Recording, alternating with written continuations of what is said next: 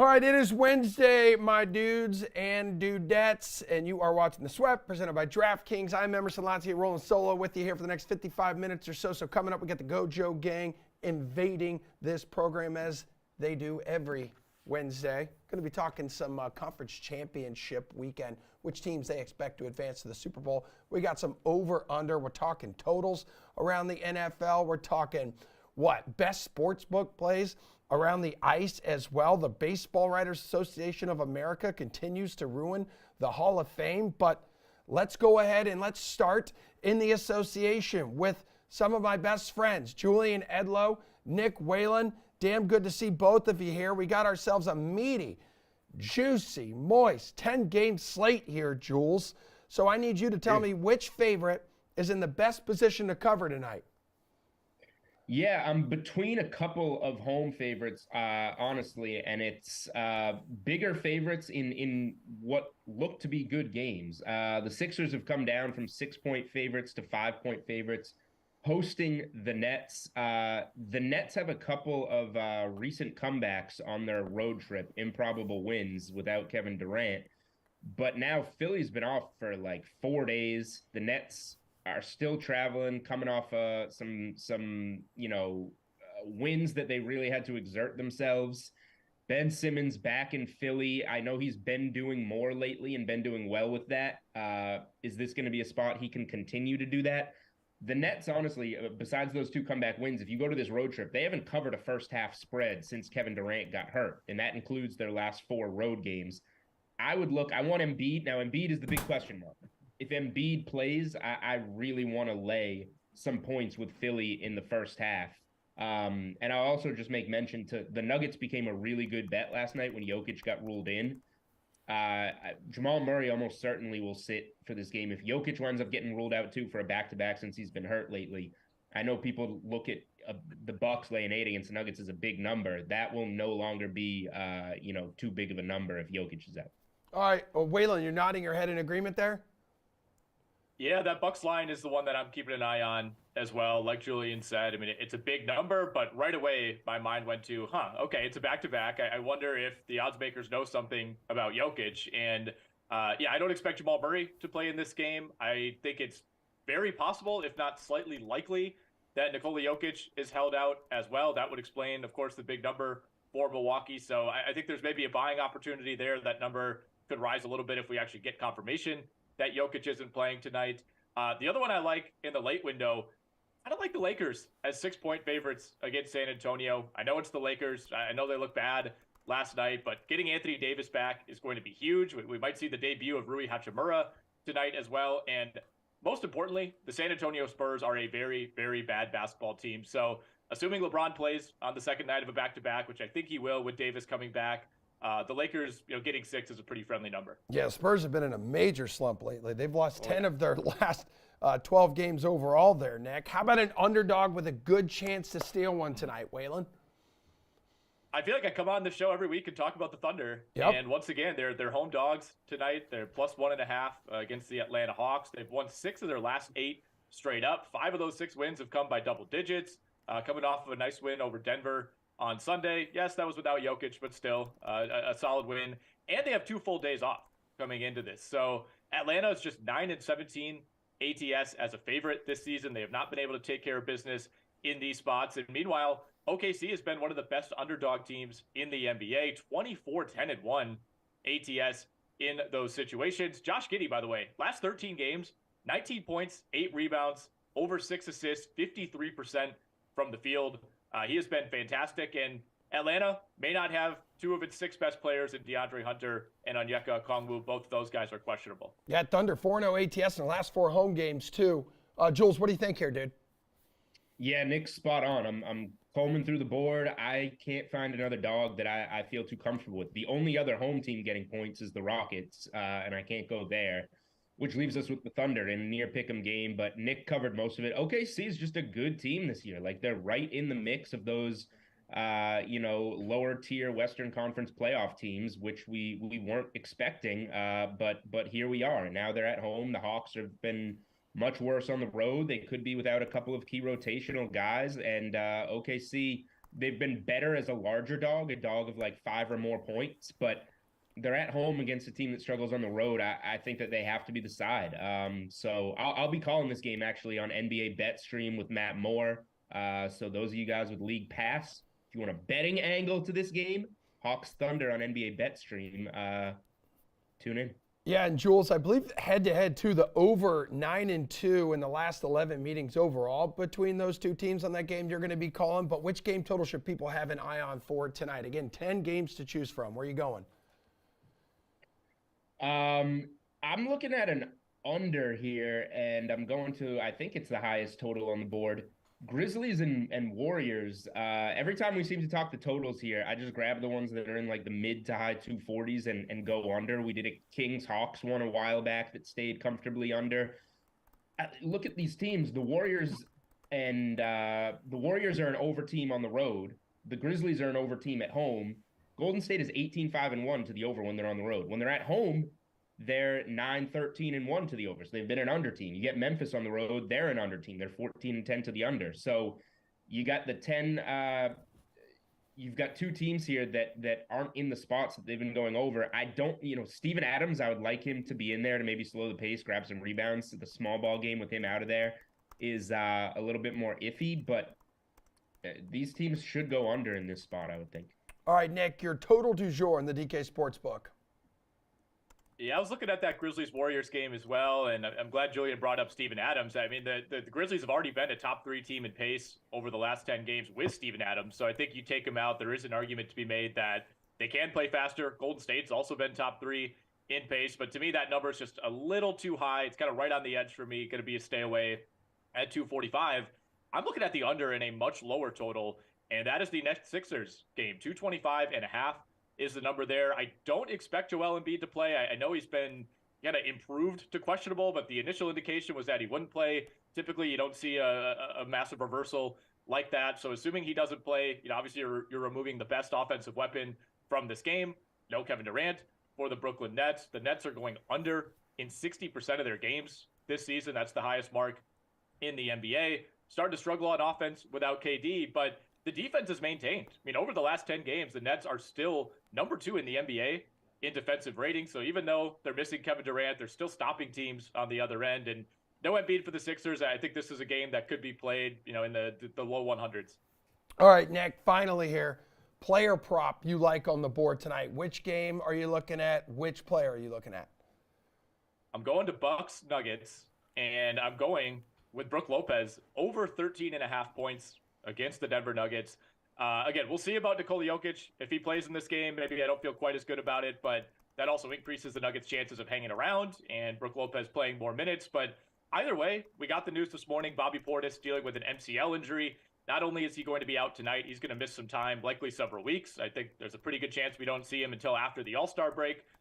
Serge Ibaka has essentially quit on this team. He is nowhere to be seen. So I think we see a lot of Brook Lopez tonight by default. He's kind of their only true big man with no Portis and no Ibaka available. So 13.5 points against a Nuggets team that could be missing Jokic. I don't think that's too much to ask. All right, Jules, what player prop do you like tonight, dude? Yeah, so I've been doing some research for this NBA Betcast stream that I'm going to do. So my focus early has been on this Hawks Thunder game.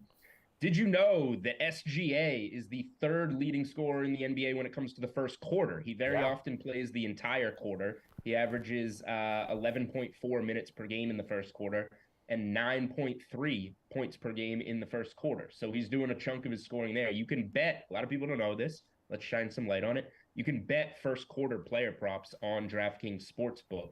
And SGA is right there at his average. You can get minus 105 on over 9.5. But Hawks, very poor defensively against the point guard position. I think we see SGA, unless he gets in foul trouble, play the full 12 minutes in the first quarter and get into double digits and get off to a hot start. All right, gentlemen, good stuff. Nick, we'll see you later. Enjoy the rest of your hump day. Jules, we'll talk some Baseball Hall of Fame with you coming up. But first, we got baseball. Brandon. I know you do, especially with the writers, again, ruining the Hall of Fame, for crying out loud. Brandon and Mike, though, from the Gojo Show will join us next. We're looking ahead to Conference Championship weekend around the NFL. And if the guys believe Jalen Hurts will be the man to put an end to Brock Purdy's Cinderella run, we are back in just a moment.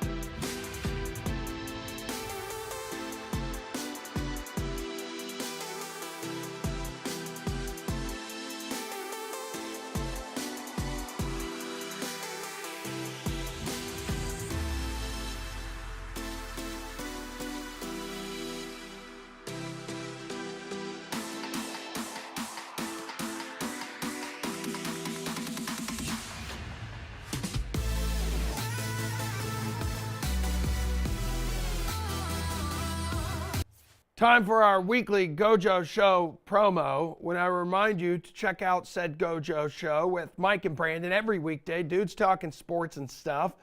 Find the guys wherever you grab your podcasts, and every Wednesday morning right here on The Sweat. Good morning, Mike. Good morning, Emerson. How are you? I'm great. Good morning, Brandon. How are you? Good morning, E. Sorry about your Jaguars. Yeah, man, it's all right. Things happen. Thank you very much, my brothers in Christ. Let's talk football, gentlemen. Conference championship weekend is here. On the AFC side, Chiefs, Bengals, once again. A rematch of this game from last season. Mike, we know the Bengals winning that one in overtime. How different will the outcome be this time around?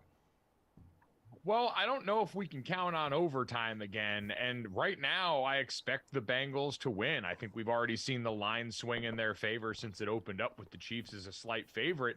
And it's all hinging on that Patrick Mahomes ankle. But as Bengals fans will tell you, they didn't need a banged up Patrick Mahomes to win the last handful of times. And I think where you look at this team is at right now, Joe Burrow is able to operate this offense, adjusting to the way defenses have played them. But he also knows how to beat this Steve Spagnuolo defense that's going to throw a bunch of fun blitz stuff at him and create one-on-one opportunities for those great wide receivers and T. Higgins and Jamar Chase. And on the other side, defensively, Lou Anarumo, the defensive coordinator for the Bengals, has had an answer at every turn. He's had incredible game plans defensively. They were able to rattle Josh Allen and the Bills last week. And I'm sure they know this week that Patrick Mahomes is going to be back there playing on a peg leg. And so they're not going to need to force anything extra. They're going to be able to try and take away the middle of the field, rattle Travis Kelce, which is the key to that whole offense, and really make life difficult for a team that's going to have to operate without one of its best pitches, which is Patrick Mahomes being able to buy time and make plays. Yeah, Jags couldn't slow down Travis Kelce. 14 catches in that game, which is ridiculous. Hey, Brandon, first time Patrick Mahomes has been an underdog in the playoffs here, and the Chiefs have gone 0-3 against Burrow and the Bengals with Patty Mayonnaise at quarterback here, dude. I mean, I think that's the storylines I need to hear to make me bet on the Chiefs in this situation. Because as much as we love Joe Burrow, as much as he's done the impossible over and over and over again, who believes in that team? Like, who really believes it's just that team that is the one that's doing it? But even though they are, like Mike said, they're doing it on defense. But as a Ravens fan, I can't get that game out of my head where we had them beat with a backup quarterback, and we kind of gave that game away. And the Bengals are the one usually giving that game away, but now they're one snatching it away from people that are more deserving. Never forget, Brandon. You're never going to let that one go. I mean, you were inches away.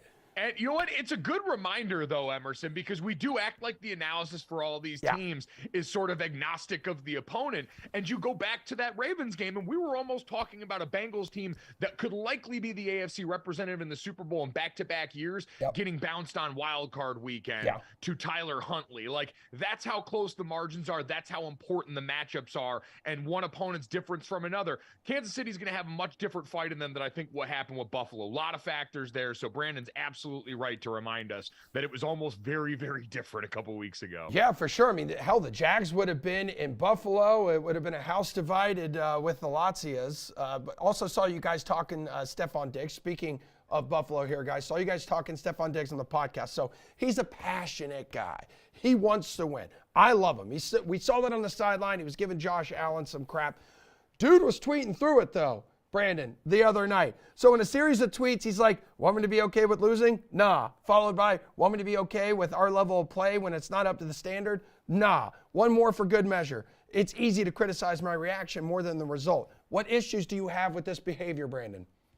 Well, mainly the tweet. It's a compound sentence that could have had some commas instead of just the send buttons. Like all those things combined. It's like, no. And then we can have the conversation. It seems that he's just a wide receiver down to his core. Ever since that playoff game, we saw him make that great play with the Vikings, and he MF'd Kirk Cousins and the rest of his teammates all down the field. That ended up leading him to his best friend in Josh Allen and the Buffalo Bills. But I worry about that relationship. I don't like to see best friends fight. Mike and I actually got pretty contentious on today's podcast, arguing about who's better between Joe Burrow and Patrick Mahomes, and it still hasn't sit right with me.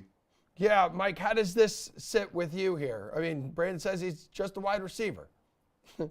Yeah. In these situations, it's right. We remember, the sort of positional identity, especially when it comes to Twitter. Wide receivers are supposed to be the ones that send the most complicated tweets.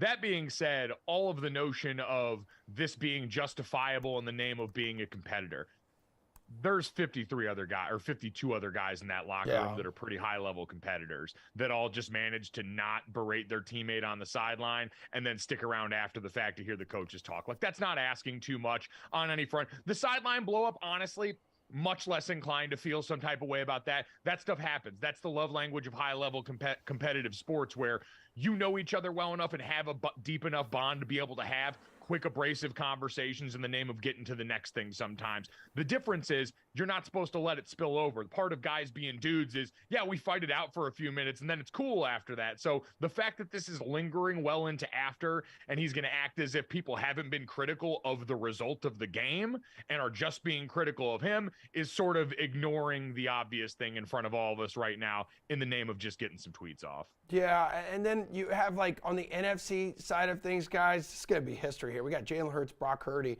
They're combined 22-1 in games that they have started this season.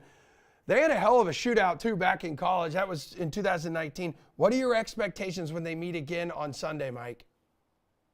My expectations are for a lot fewer points in this game. Absolutely. When you look at both of these defenses, and when you really look at what the Dallas Cowboys were able to do against Brock Purdy last week, the first half of that game, they were able to bother him. That was the rookiest that Brock Purdy had looked since he had taken over as the starter, which makes sense given the opponent he was going against.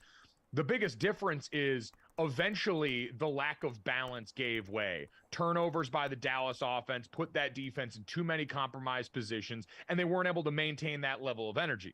The Philadelphia defense gets to have great balance on the other side, because that 49ers defensive front seven is going to go up against probably the best offensive line in football in the Philadelphia Eagles. It's the matchup I am most excited to watch this weekend. And I think with all of those other things being close to equal, right? Great rosters up and down. I think this is where we see the Jalen Hurts difference for a quarterback that people have struggled all season long to try and figure out how much credit we give this guy for what happens in an offense that's got Devontae Smith and got A.J. Brown and got all these great guys in the running back room in that offensive line.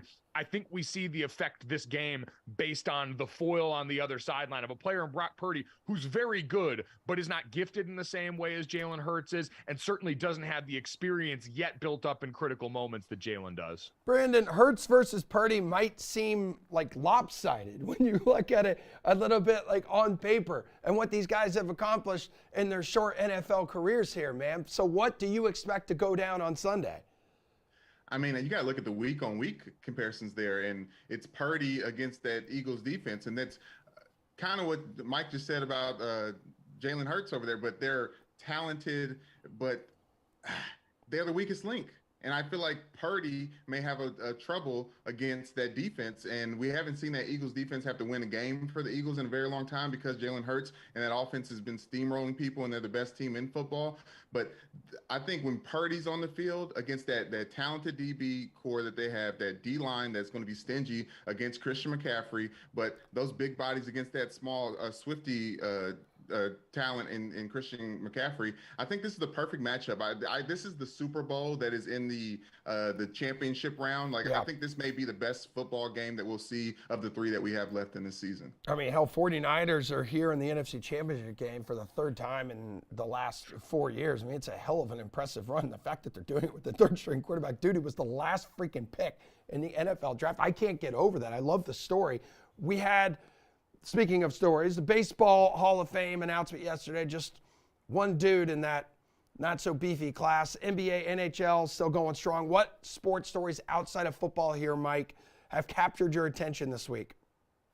Well, I was sitting around last night, and as we've gotten later and later in football season and I've had more time, I try and tap in and catch a couple of NBA games every week. Saw Sacramento light the beam again the other night there, make like 12 threes in the first quarter. It was insane. And so I'm flipping channels, and all of a sudden I'm at halftime of the showdown in Los Angeles last night. And LeBron James had gone 4 of 6 from 3.5. and the Lakers were down 23.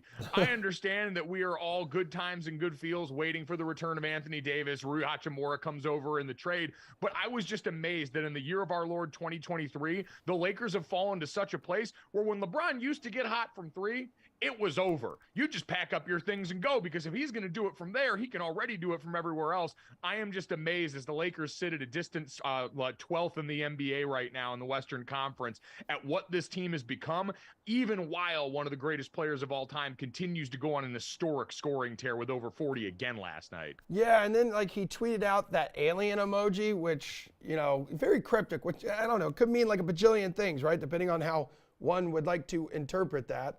Brandon, what do you think, man? Outside of football, what catches your eye? Oh, I want to clap back a little bit for the Lakers game. He did score 40 in a losing effort, but he's the only player in NBA history to score over 40 points against every franchise. So, you know, as he's on his goodbye tour of sorts, I don't know how many years it's going to last. Got to give respect to LeBron James. But for me, LeBron James is tied to the thing that caught my attention, the All-Star game mix-up. After we get through with the Super Bowl, then we get the All-Star break, and for the first time in NBA history, they're going to choose the rosters right there on the court, right before the game starts, and I'm obsessed with the old school, everyone line up, because let's be real, when you're picking your team, you're looking at your friend, like somebody gives you the eye, somebody looks a little too thirsty. Like, I like the mix-up of that. LeBron James is going to be one of the captains. The other captain is going to be between Giannis and Kevin Durant. I hope it's Kevin Durant, because Giannis has a terrible job putting his team together in the All-Star game. LeBron James is 5-0 when he's the captain. So I'm really looking forward to the All-Star game and the new mix-up of how they're picking the teams. All right, I thought one of you was going to go in the direction of Kyle Kuzma and that absurd pregame outfit that he wore yesterday. That was amazing. I mean, wait, it was amazingly water bad. Being wet at this point, though. Like, Yeah. Kuz is never going to top the giant sweater that's already become an icon in the fashion world. So I feel like we know that's what he's about at this point. It's like, if anything calls for a 20-game suspension, it's like that outfit or like a drug test or something. He looked like a GTA character, for crying out loud, Brandon.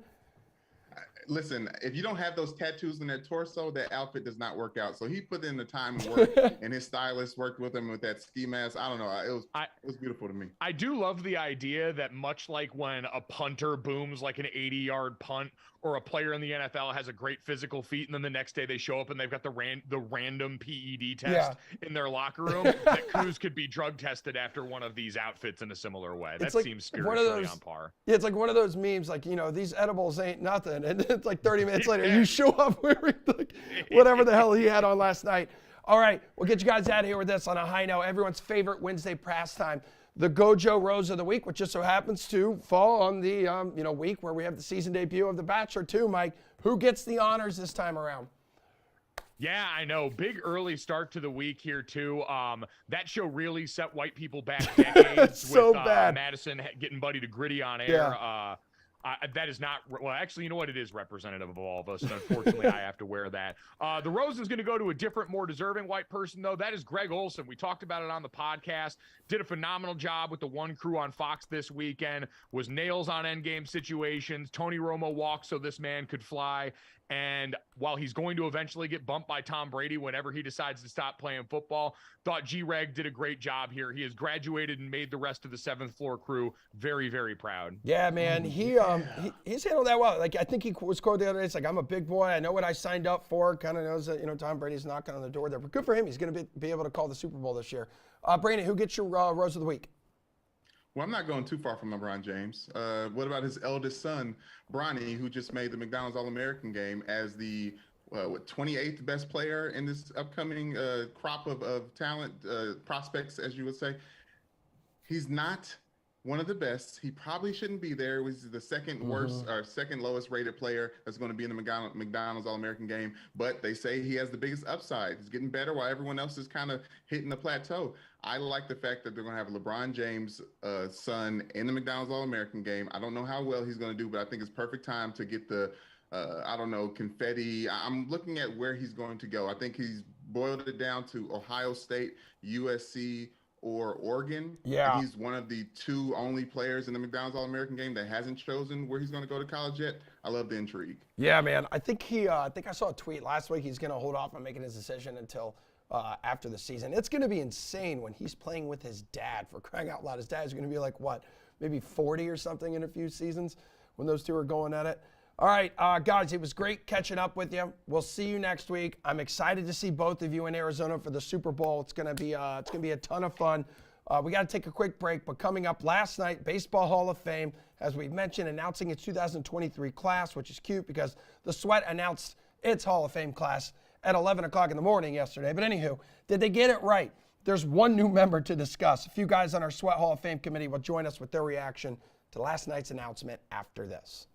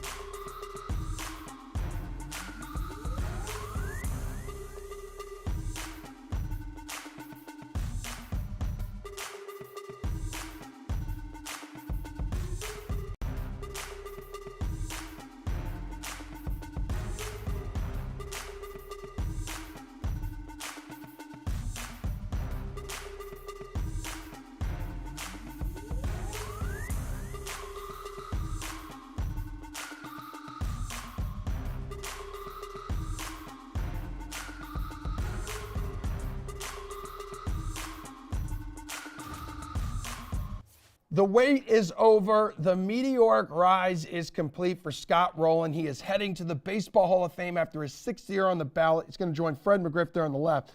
He was voted in by the Contemporary Era Committee back in December. So the two-man 2023 class, those are your guys. DraftKings contributors Gary and Thor, Julian Edlow, RotoWire's Eric Halterman are here. Members of the Sweat Hall of Fame Committee here to react. Jules, I'll start with you because I believe you did not have Rowland on your ballot. So what was your reaction to him getting in?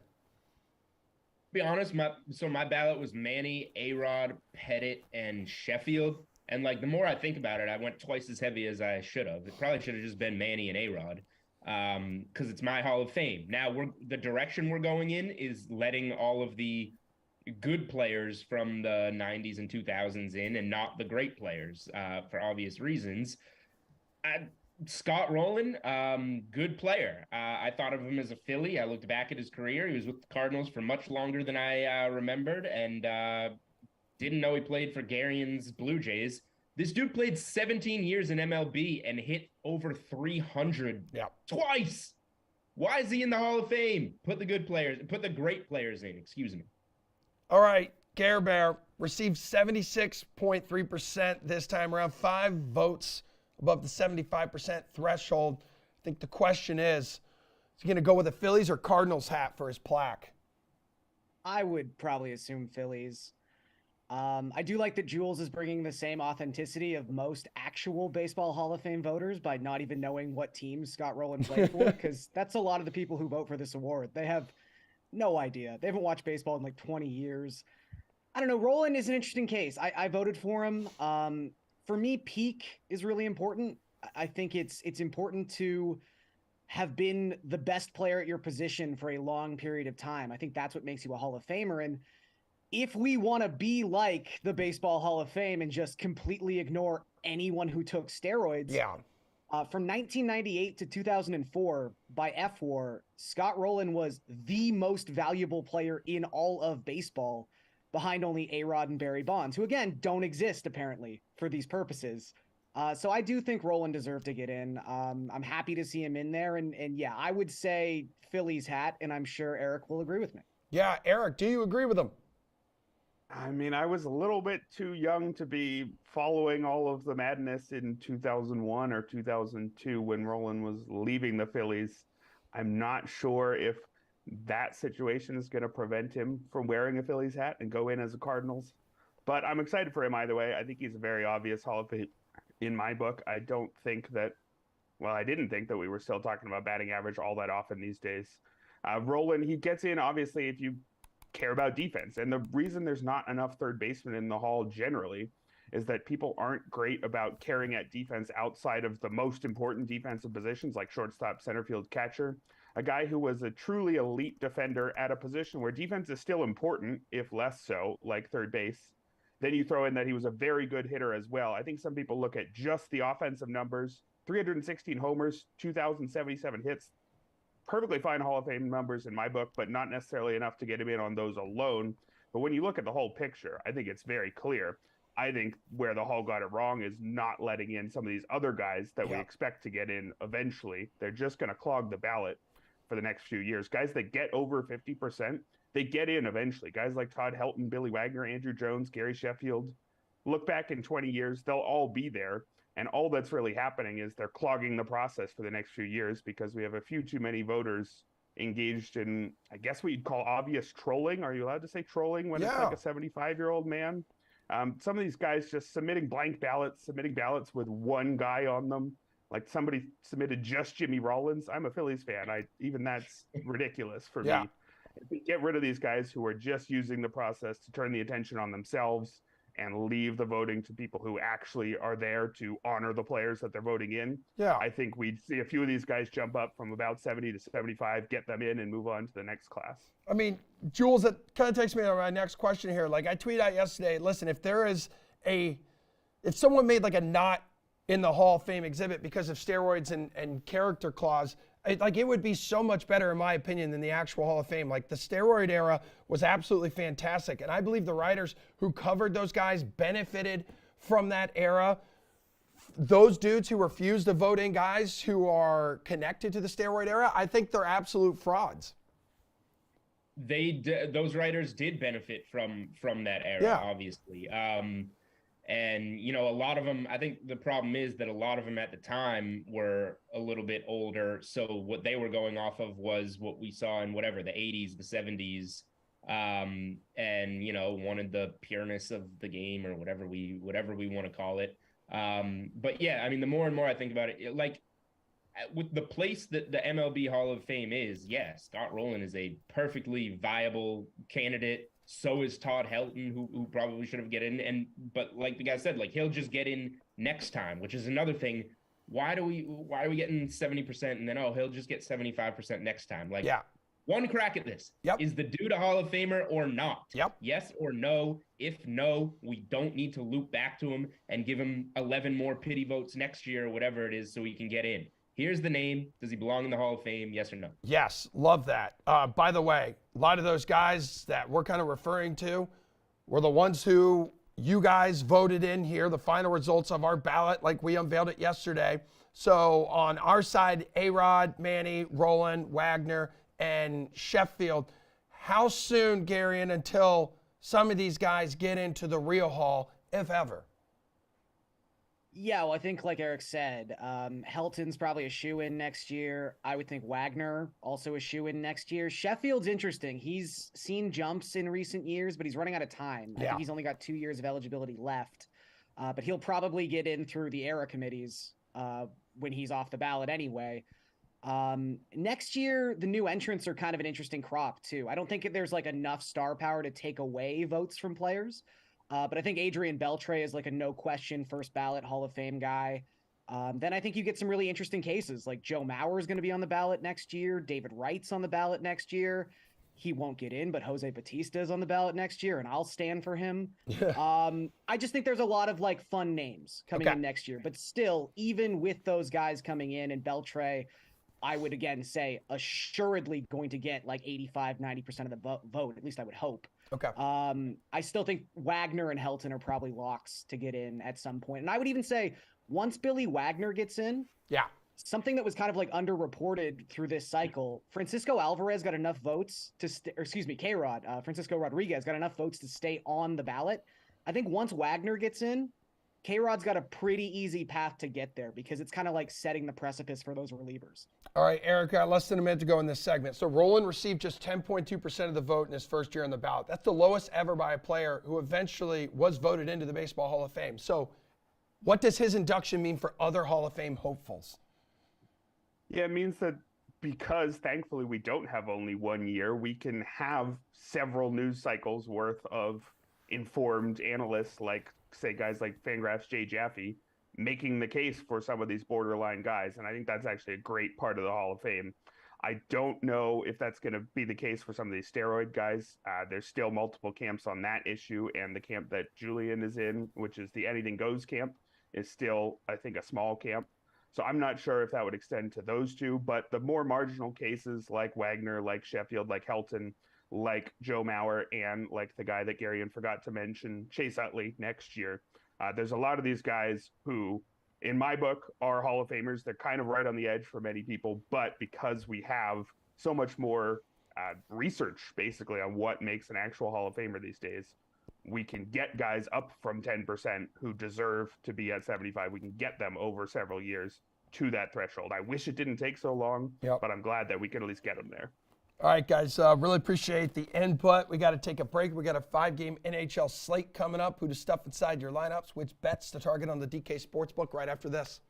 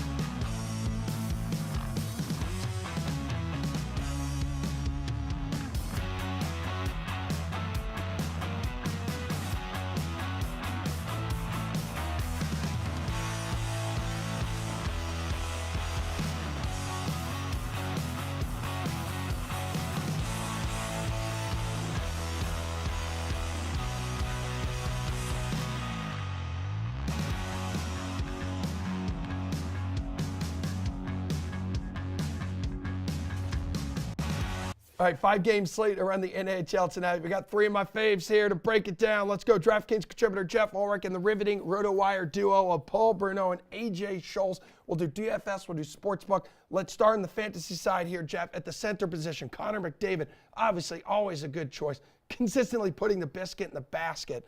But who was the center you were going to build around? Yeah, I'm going to leave the big dogs, so to speak, up for the other guys and let them have their share. I'm going to go to this Seattle-Vancouver game. I think it's pretty interesting for DFS. It's got a big total, like we're almost pushing 7 goals here. I'm going to go to Vancouver and JT Miller, 5,300. If you look at, Vancouver, obviously, going through changes. They're not a very good team, but, they had 40-plus shots on Chicago last night. Clearly, there was a sustained effort by this team for the first time in a while. JT Miller is only 5,300, but you look what he's done. He's almost a point per game player. He's averaging well over 3 shots over his last 10 games, averaging over a point per game over his last 10 games. You're getting really good value here. And, the Kraken, they're a good offense too. And, you should be targeting some Kraken players tonight as well. But, Miller against them, I mean, they still allow 3 goals per game. There's every chance they allow 4 goals here. Maybe they still get the win, but I think, both centers for the Canucks, Peterson and Miller in good spots, but you're getting such a discount here at 5,300. Really good kind of second man in for your center position. Just a good value to build around with JT Miller. All right, AJ, how high on the board are you going to go here at center? I'm going to go all the way to the top, and I'm going to use Connor McDavid tonight. It's such a high price tag at 9,800, but this is too good of a matchup to pass up on here. He's playing at a ridiculous level like he always does, but this is the Columbus Blue Jackets we're talking about. He is going to smoke this team. Now, of course, at 9,800, he does kind of have to have a multi-point night for you, but he's done that in more than half of his games this season and has historically feasted on the Jackets with 23 points in 12 career matchups. This is too good of an opportunity to use McDavid, even with the astronomical price tag. Yeah, it seems like you still get a good return on investment with that dude, Paul. I like the call that AJ made, and if you're not happy with that one, how about dropping down a notch and going with Austin Matthews against the Rangers?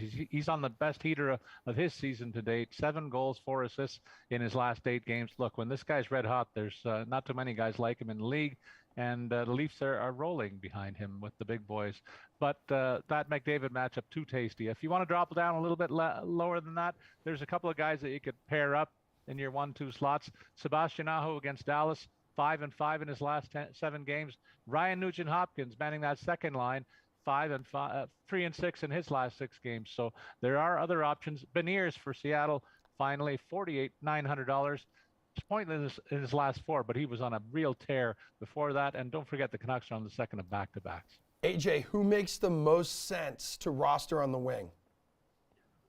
Well, I paid up for McDavid, so I got to find some value now. Jeff alluded to the Seattle side of this matchup, and I like Ryan Donato of the Kraken tonight. He comes in at just $2,700, ridiculously cheap, but he's playing in a top 6 role with some injuries among their forward group, and it's paid off for him. He's got 6 points in his last 5 games. Admittedly, the floor is a little low with just 9 shots in that 5-game stretch, but he's got a hot hand right now. He's picking up goals and assists, and I think it's a good opportunity. As Paul mentioned, it's a back-to-back for Vancouver, so Seattle has some upside tonight. Okay, Paul. Well, I like Brady Tkachuk against the Islanders. They looked terrible against Toronto the other night. Tkachuk, for his part, 4 goals, 5 assists in his last 9 games played. Tyler Seguin might be a good value play, $4,700 over his last 6 games, 5 goals and 3 helpers. And Joe Pavelski, his line mate there, 2-7 in his last 9 games played. That's going to be an interesting line tonight, so it might be a whole line stack in Dallas that I would feature this evening. Jeff, what's the DFS move at wing? Yeah, I mean, I really like the Islanders tonight just for a little bit upside. Playing the centers, both these teams struggling mightily, but I think there's room here for some of these Islanders forwards to get off. Kyle Palmieri at only 3,100. Again, like we're talking about, we want to fit in a bunch of Leafs. We want to fit in a bunch of Oilers as well. But Palmieri, I mean, you know, he's playing on the second line. He's got a big offensive role. I mean, you look at him, you know, he doesn't look like much, but you know, this is a player who's getting 15 plus minutes a night. He's averaging nearly 2 shots on goal. He's got 5 points in his last 10 games. He's only 3,100. I think this is a spot where, or a player like Anders Lee, again, another part of that second line, could really get off as well. So if you're looking for those extreme value plays to help you fit in the McDavids, you know, the Dreisaitl's, all those players, I would look at the Islanders, and I like Palmieri to potentially just find the goal sheet tonight. I think that these Islanders are just well overdue for a win. They're not as bad as they've necessarily been over the last 10 games. I think this is a really good get-right spot for them against Ottawa.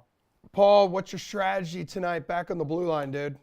Well, there's 3 number 1s that are fairly well priced, so you can probably fit a couple of them in your lineups. Quinn Hughes against Seattle. I said Vancouver's on the second of back-to-backs. This guy, it doesn't matter for him.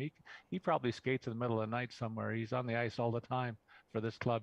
In Seattle, this is a good matchup for him. He's got 3 goals, 9 assists in his last 8 games, costing $5,000. And on the other side of it, how about Dunn? He's had a fantastic run for Seattle. $4,900 the price tag there. 5 goals, 8 assists in a 9-game point streak, which was snapped last time out. And if you want to go to another game, how about Miro Heiskanen? $5,500 against Carolina. 8 assists in his last 6 games. All right, Jeff, what's the D-man you like tonight? Who is it? I don't mind getting some Oilers exposure here on the back end. Like we haven't got much fantasy production from their defensemen this season. It's really kind of just been a shift mainly to the forwards. But, you know, Tyson Barrie at 4,800. I mean, he's still manning the first power play here. It's been a slow 10 games for him, but this is absolutely a spot where you may just see, you know, Barrie end up with 3 points because it's the Blue Jackets. I mean, you know, it's such a bad team where, you know, Barry's just getting a little bit more open ice than usual, especially on the power play, maybe acting a little bit less as a facilitator. I think at 4,800, well worth a shot here. This is still a player who's got 32 points in 48 games.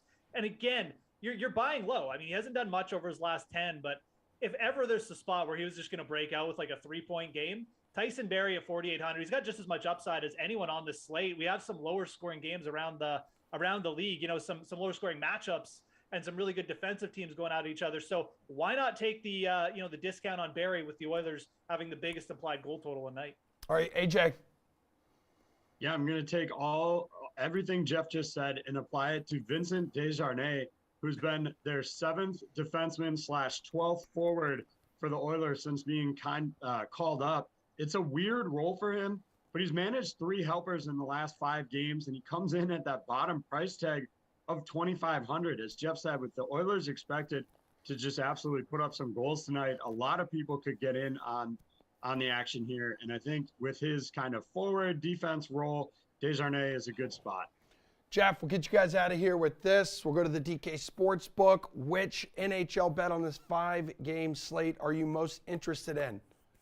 Yeah, I'm going to take, I alluded to this, but I'm just going to take the Islanders on the money line tonight, plus 105.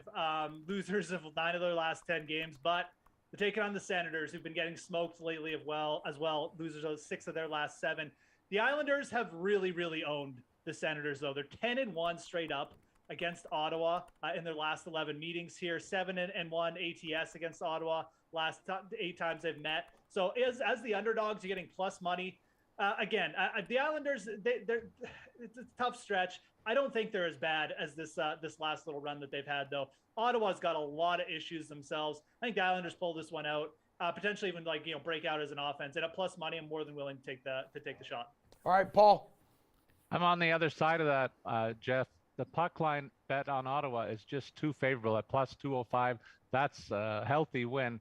I know they're 2 bad teams, but I'm trusting the Ottawa offense better than the struggling Islanders offense in this one. And the other game that I like is Seattle against Vancouver, again on the puck line for a plus 135 payout. Repeating that the Canucks are on the second of back-to-backs. I trust the Seattle offense more as well. AJ, bring us home. Well, these guys are clearly avoiding the Edmonton-Columbus matchup for all the right reasons. It's so hard to find some value in this one with how one-sided it is. In fact, you look at the standard puck line tonight on the DK Sportsbook, it's minus 2.5 goals instead of the usual 1.5, and that still only comes in at plus 110. McDavid, minus 180 to score a goal, so you have to try and find some value somewhere here. I like Zach Hyman to score, comes in at plus 105, really good value. And don't forget, Patrick Laine to score, plus 175. He's got 5 goals in his last 7 games, goals in back-to-back games. This is not a defensively stalwart Edmonton team. There could be a goal or two from Columbus as well. And look, at that value, I might be crazy enough to do a little sprinkle here on the Jackets money line at plus 310. Just ridiculous amount. Stranger things have happened. I don't expect it, but maybe it's worth a little sprinkle. All right, AJ, Paul, you two are free to go. Jeff, hang out. We're going to bring in Pierce. We're going to talk some game totals, looking at the 2 conference championship games in the NFL this weekend. Can Joe Mixon and the Bengals put up points in KC? We'll see where you guys are going, over or under, next.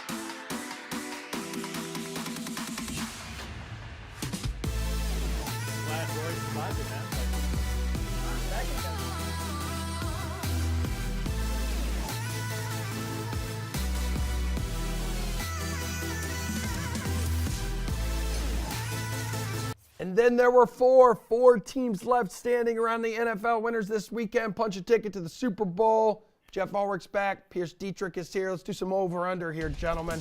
We'll start in the AFC. Chiefs, Bengals, facing off in this game for the 2nd straight season. Total currently on the DK Sportsbook sitting at 47. We heading for an over here, Jeff?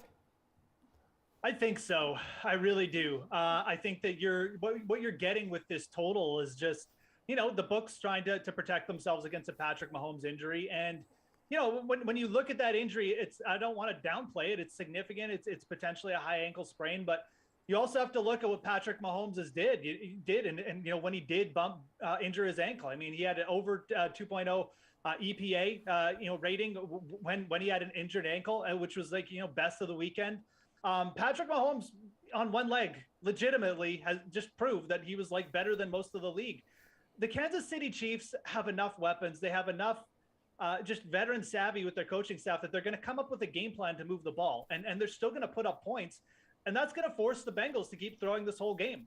And I really do think that at that point, 47, it's not going to seem like that big a hill to climb I would take the over here. I think that Kansas City is going to be a little bit more effective on offense than people think.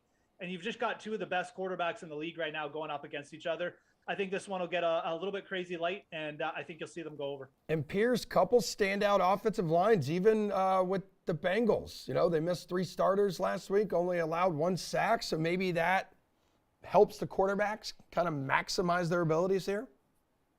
I think a lot of it just comes down to Mahomes' health status. And while Mahomes did ultimately have a good game and they won last week, you could see a significant decrease in his pocket time. This is already a West Coast offense that relies on short passes that can't stretch the field. They need to methodically continue to move chains. Less pocket time really hurts them. If you go back to last season when we had the AFC Championship matchup and the Chiefs were rolling in the first half, it was because Mahomes was able to scramble. The team was getting away with a couple of holds here and there. They extended some plays. They had an explosive playmaker in Tyreek Hill. Well, that's gone. The explosiveness in the backfield to run around, that's gone. If he can only dink and dunk, I think it's going to be very challenging to beat the Bengals, but it's going to be very challenging to continuously put points on the board. I'll take the under. I just don't believe in this Chiefs offense. They have not shown us a lot this season. All right, are you leaning in the same direction on the NFC side, Pierce? Because that total, 0.5 point less currently. We know how good these offenses can be, but on the same time, you got both defenses ranking in the top 5 in EPA per play, man. So maybe offense is hard to come by in this one. Yeah, as you mentioned, there's only 4 teams left. It's the 4 best teams, and it's 4 best teams because they play great defense, and that leans towards the end. On a typical week, we have 10 games to pick from, and it's easy to choose an over. You just find a good offense matching up against a bad defense, or you just pick on a bad defense. There aren't any bad defenses to pick on. These defenses are very solid. Last week, San Francisco and Dallas did exactly what we expected. 2 great defenses limiting each other. Well, insert another great D in Philadelphia.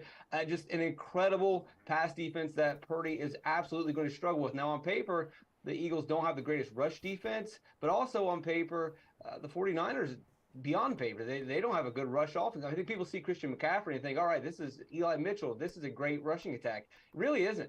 When we look at their DVOA in terms of rushing yards, they're just about middle of the pack. And ultimately, you look at the Eagles, they could give up rushing yards. They could give up plenty of yards per carry. But at the end of the day, the Eagles don't give up a lot of points. They don't give up a lot of third downs. So maybe the Eagles move the ball, but I don't think they're going to find the end zone. They were unable to find the end zone last week a lot against the Cowboys. Probably not going to happen again this week. I'll take the under. Jeff, are you looking for a defensive-oriented battle here between the NFC's 2 best teams?